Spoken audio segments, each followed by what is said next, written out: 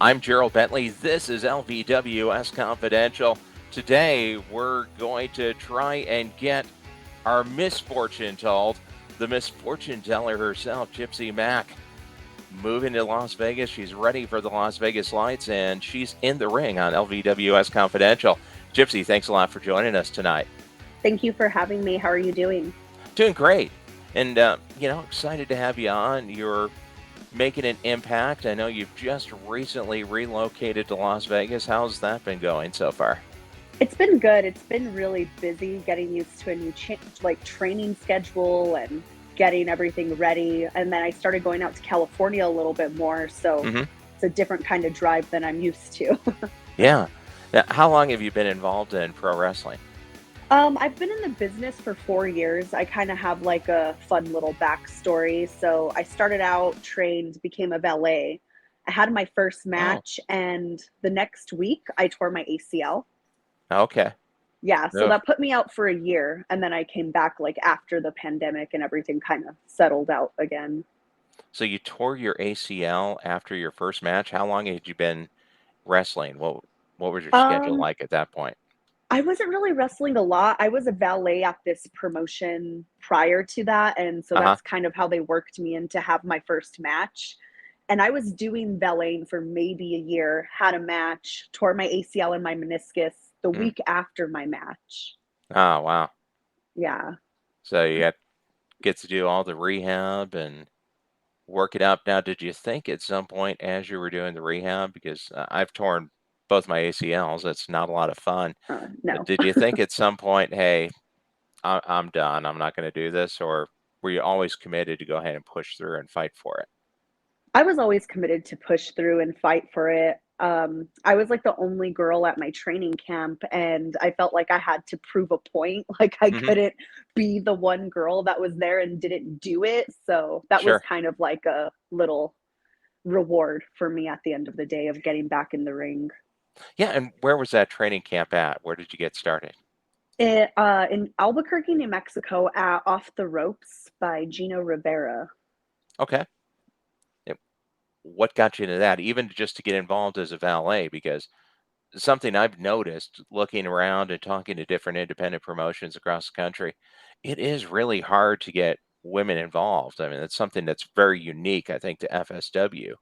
What got you involved? What was the motivating factor? I've always liked wrestling since I was a little kid, and seeing people that were like Trish Stratus and Hmm. Lita and all of these women that were really, really like beautiful and athletic and skinny. And like that was never me. I was always very shy and reserved and was like the little weird, nerdy emo kid growing up. So I got super into fitness at some point, and I met Gino through Facebook through some Okay. mutual friends. And I was like, oh, you don't have to be like a model to do this. Like, you can be some normal person that gets training. Like, I didn't know that was even a thing. Uh-huh. So after that, we became friends for a while, and he opened up the school because I wanted to move to either Colorado or Las Vegas to train. But he was like, no, don't do that. Like, I'll just open a school and we'll see what we can do here in New Mexico. And four Okay. years later, here I am.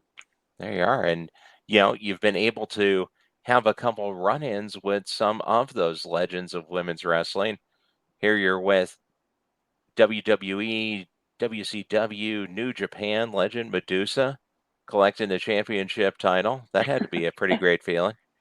Yeah, that was actually super surreal to be in that moment, her handing me the championship and everything. She's awesome, full of knowledge. She sat all of the girls in the back and kind of asked everyone what they're doing here, how they got here, and things we can work on to improve to get to the next level. So I really appreciate her sitting us down and taking that time.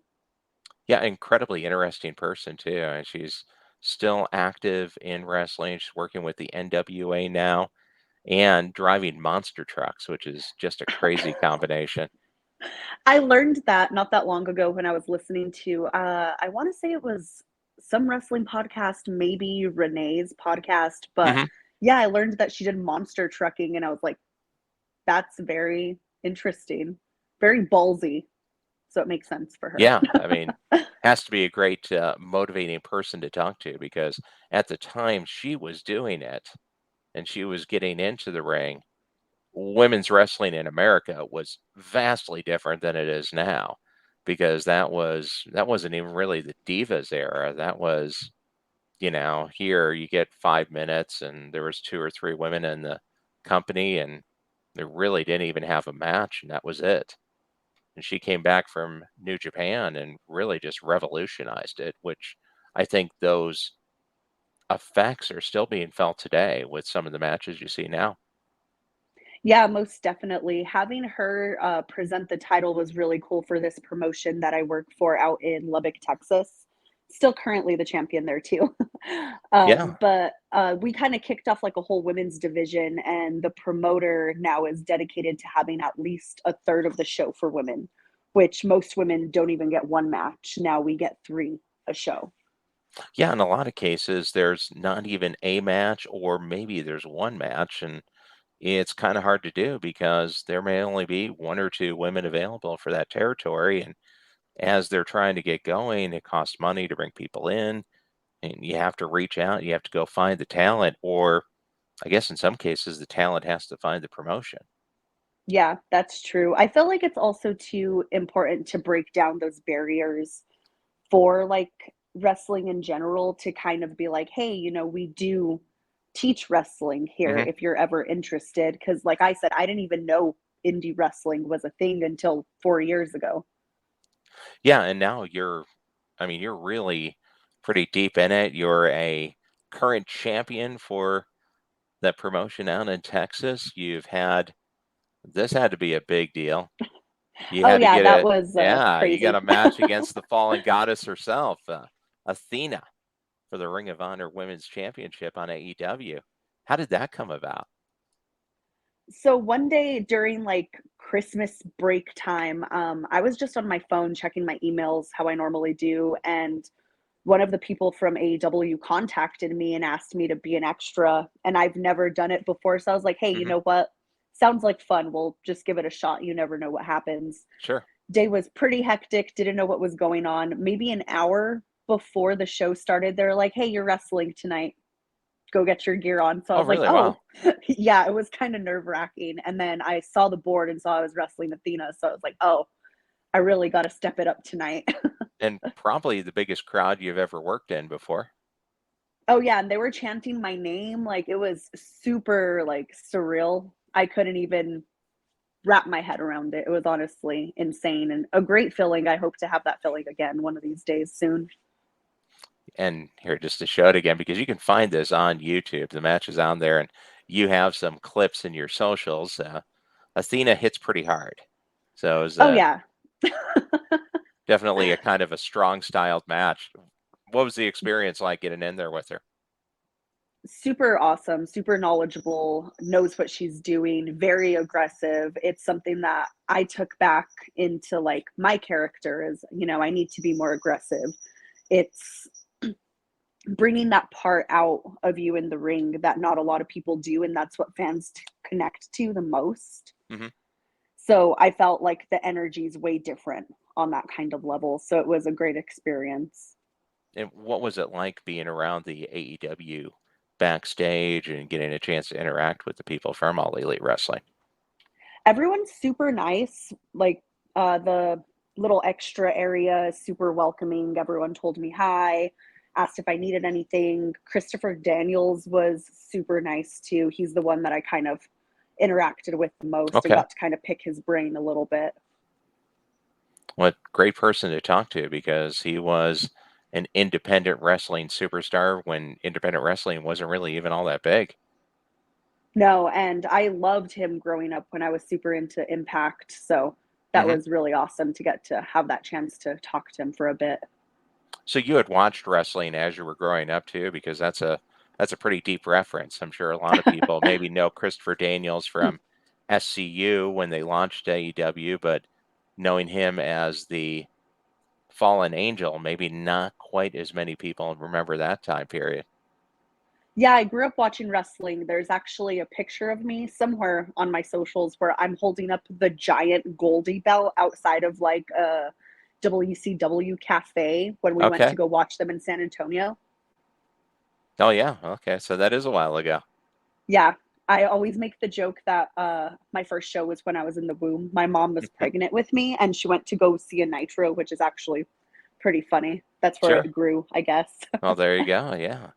And now you're traveling. How many matches will you have in a month now? Anywhere from 4 to 7 or 8. It just kind of depends on the weekend and what's happening. That's one of the reasons I moved to Vegas is you can do 3 shows in one weekend, Sure. which triples the amount I was getting out in New Mexico because there's no shows that run out there. Yeah, or maybe you get one a month. And I've talked about that. Here you go. You're all set right there in front of the Cosmopolitan, I believe. You know, a big difference with Las Vegas versus other cities, being the combat sports capital of the world, you have up to 8 viable promotions going in Las Vegas, regularly putting on shows, and it is just a different level. Where I'm recording in the Midwest in Kansas City, if you want to have 4 events in the course of a month, you're going to be covering hundreds of miles to get it. Las Vegas, you can just go across the city and get it. That has to be a huge advantage. Yeah, I was actually making the joke last weekend. I just went to Utah to Hmm. wrestle at Dive Wrestling, and I was like, damn, I'm spoiled. I don't go on the road anymore. I'm not used to it. Yeah. But I So, enjoy it. I like being on the road. You get used to it after a while. well, yeah, and you get to interact, you get to see different people, and get to kind of build your fan base across the region. Yeah, exactly. But you have been able to get into FSW, which is, I think, a different experience too, because you're stepping it up. It's on Fight Plus. They do the pay-per-views. You just have a different experience than you do in a lot of independent wrestling. What's it been like being involved in Future Stars Wrestling? It's been awesome. I've got to learn a lot because it's not your basic in front of just like a taco crowd or regular indie fans. It's broadcasted. So now you're Hmm. not only in front of this crowd, you're in front of the thousands of people watching from their screen. Yeah, and it gets you a little bit more acclimated to that experience of being on television. Exactly. And then the talent that they bring in is far more advanced and have been more places than, let's say, me going and wrestling in parts of the other Southwest states where I'm the one that has the most experience out of these Hmm. people. Well, and now you're getting that access, like you said, with the locker room. I thought this was a pretty neat shot too. Oh yeah, That's that's a the fun picture. FSW women's roster. I mean, like you were saying, you would have to get probably 4 or 5 different independent promotions together to get that many women on one roster, and I'm sure there's a few missing from here. Yeah, it's really awesome that they did that all women's battle royal. That was the first one that they've had in history. That night, 2 women actually main evented that same show, which was really cool. And there's been women that have moved up and into the national promotions from FSW. Zoe Stark right now doing a great job on WWE Raw. Came Yeah, she's right out of killing it. FSW. And then there's a really good connection with Impact in FSW. So there's definitely that path put out. And you do have something in common with one of the ladies that is up on there, Rochelle Riveter, the MOM. She's got her World's Greatest Mom belt on there and the pink sweatshirt. She came up from Denver to Las Vegas, also in part, I mean, a similar story, as opposed to being one of a few people. Now she's part of a bigger roster, and you get more interaction, you get more different styles, and I think more compelling matches. Most definitely. I'm actually surprised me and her didn't cross paths in like Colorado or Texas or something because Yeah, we were like in that Rocky same Mountain area. Pro. Yeah. But now I get to see her at FSW, and we haven't had a chance to get in the ring together yet. So I'm Hmm. looking forward to that one. Well, you got all sorts of different rivalries that you'll be able to develop. I Yeah. just wanted to ask you about the background there. You got a bunch of pop figures. Oh, yeah. All Who of do you my who do you pop. got there? This shelf is like Beetlejuice and Hocus Pocus, and then I actually have some Oh, hey, wrestlers and stuff up there. I you like to got collect like the wrestlers and then horror movie ones. okay, you got a bunch. It blows away my championship belts that I got behind me, so that's Yeah, I pretty should neat. actually put my belt up here somewhere in the background, but it doesn't fit. Sure. Yeah, you got to display the belt, right? Yeah, I do have it up on the other shelf though, Oh, at okay. least. Not Yeah, everybody gets to say they're a champion. that is true. Now, what's coming up for you the rest of the year as we're rolling through the summer? We're kind of getting towards pretty busy season for pro wrestling. We get into the fall, that's when it starts really ramping up. So right now I actually don't have any days off until October. Oh, really? Okay. Yeah, so I'm planning on going up to NorCal for a couple of promotions up there. I got to wrestle for South Bay Championship Wrestling. They do an all women's show twice a year. Oh, that'll be neat. Yeah, so I'll do that in September, and then all throughout August, I'm bouncing back between here in California, and then I'm in Texas tomorrow, which is going to be the first time in 2 months that I've been back to like the Southwest New Mexico area. Now, how hard is it to balance that schedule and to book it all? Because here, unlike other sports, unlike people in WWE and Impact and AEW, there's not a director of talent, there's not a talent relations department. It's you. Yeah, How much work goes into setting that up and making it make sense and making it work with your day-to-day life? it's a lot. It's kind of hard, honestly, sometimes because things fall through the cracks. There'll be times that I double book myself or something for come up where I'm in just doing a show. It's a one off. I'm just doing one show, but then another promotion wants to bring me in and wrestle a big name or put me in a storyline, something. So I have to kind of cancel those bookings to make room Mhm. for other ones. And that's something that kind of sucks, but you kind of have to deal with it as a wrestler because you want those better opportunities that are going to push your career. Sure. You want the ones that are televised too, I'm sure. If it's Exactly. streaming on a independent wrestling network or on Fight Plus, that's a big help, isn't it? Yeah, like I've been getting a lot more traction on my social media lately being on Fight Plus from FSW, so that's definitely have been really good. And yeah, it's just balancing everything out. I have a manual planner that kind of helps me do it. I try and keep track Okay. of it on my phone, but I'm old school. Oh, there you go. And the social media is a huge part of it because you're having to you're your own brand. You have to make it work. Yeah, And you're your own brand, you're your own merch person. Half the time you're like designing your own gear and stuff, which is terrible because I'm not creative at all. So I have to outsource things like that. well, I do think this one's pretty creative. Did you design this yourself? No, there's a graphic designer by the name of Mark de Grouch or something like that on Okay. Instagram. I'm probably butchering it. I'm sorry, but he did this. I saw him do a piece for Effie and Billy Starks, and I loved Uh-huh. it. So I contacted him and got that made. And you can get this on You online. It's can available on your just socials message or me directly. Yeah, you okay. have to message me on Instagram, Facebook, Twitter, Threads. I'm on Threads now. But Okay. I Sure. just I have inventory on hand and I sell it and ship it myself. Oh, well, there you go. And what would the address be to reach you? So on Twitter, it's Gypsy Mac. Instagram is the Gypsy Mac, and Threads, I believe, is the same as Instagram, just the Gypsy Mac. Sure. Yeah. You got to learn another social media now. They I just keep know adding it's them up. there's so They're much. multiplying, right? It's terrible. Now I need to hire an assistant at this point. And like Coyle Rice said, people get mad and they blame it on TikTok. Oh yeah, I forgot about TikTok. Oh, there's another one. There's too many of them.